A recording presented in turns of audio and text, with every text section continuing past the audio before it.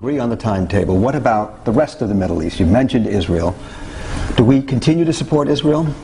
You know, Israel is the one democracy in the Middle East, and it has been an ally, and yes, we continue to support them. And not only do we continue to support them, but we do something that we haven't as a country done in many years, which is what we did during the Clinton administration, which is to use our influence to bring the parties to the table to try to reach a just and equitable solution to the Israeli-Palestinian conflict. And we need to do this because, you know, with respect to the Middle East, American families are hanging on by their fingernails right now while we spend $13 billion and our attention and our government's attention over there. It is time for us to refocus at home and start addressing energy, start addressing healthcare, stop going. Chris Shays has been to Iraq 22 times.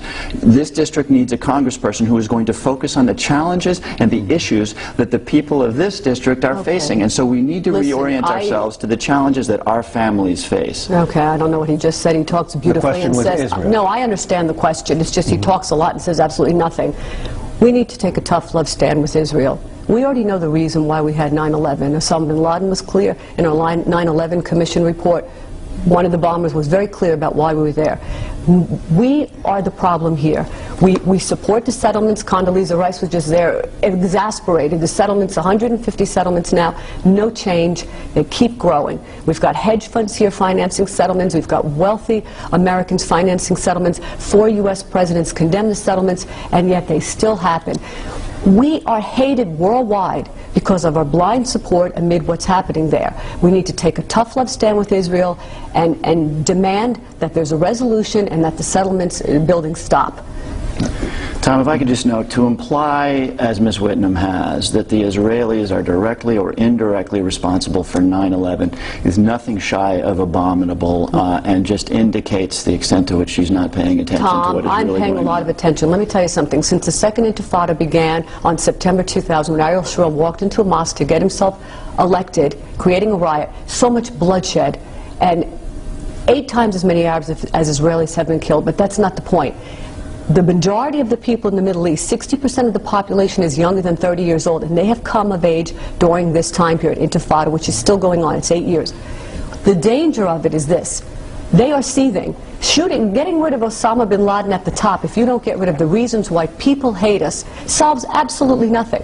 Jim talks like that because Jim was just in Israel on a 2-day, 48-hour propaganda building trip.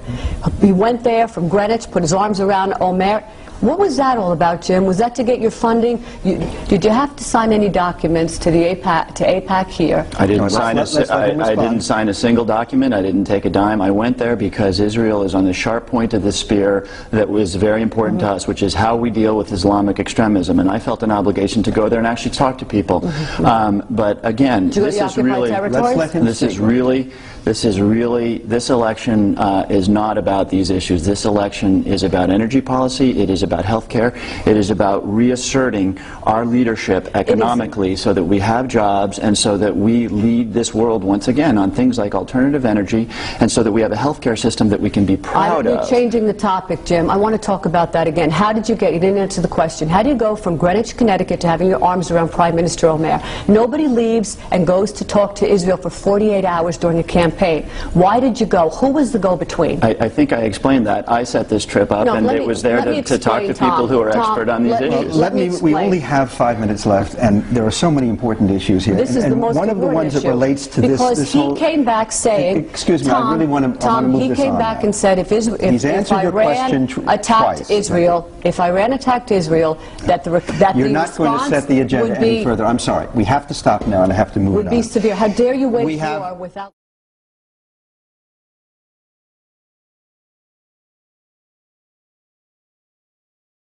Recently, Jim Himes returned from a 48-hour Pledge of Allegiance trip to Israel. Immediately, he talked about attacking Iran instead of listening to our own national intelligence estimate, which stated that Iran no longer has a nuclear weapons program. Democrats, your vote for me on August 12 sends a powerful message to Washington. We can break the stranglehold of AIPAC, the Israel lobby, on our politicians. Our country can't afford another unnecessary special interest group war. I'm Lee Whitnam, and I approve this message.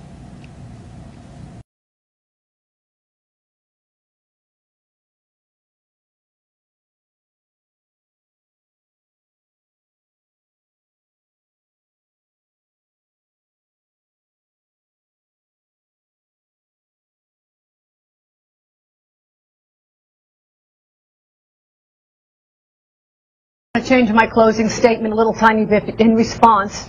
You know, I'm appalled that when I talk about the neoconservatives, somehow it's twisted to be some sort of a racist comment. This is documented fact. The neoconservative role in the taking down of Iraq, unnecessary war, is fact. It's not opinion. I'm dealing with Hoare here, who sells his soul to AIPAC, who will say anything for the job. Ignorant. His response to what I said was just shocking. I'm speaking documented fact, and I think a zealot. I have a plan. I have a what I'd like to propose is a prosecution of settlers here, American settlers, who go to Israel and maim or kill in the Promised Land. Since 2000, 66,000 of the indigenous culture have been killed, many of them by American settlers. This is viewed all over the Middle East, and we are hated for this worldwide.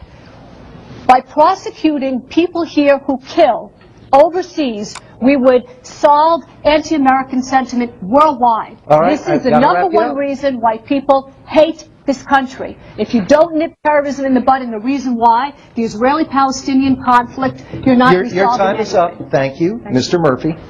Yeah, I'd advocated for all the candidates to be a part of these debates. I might think twice about that with that kind of awful language being used on the airwaves.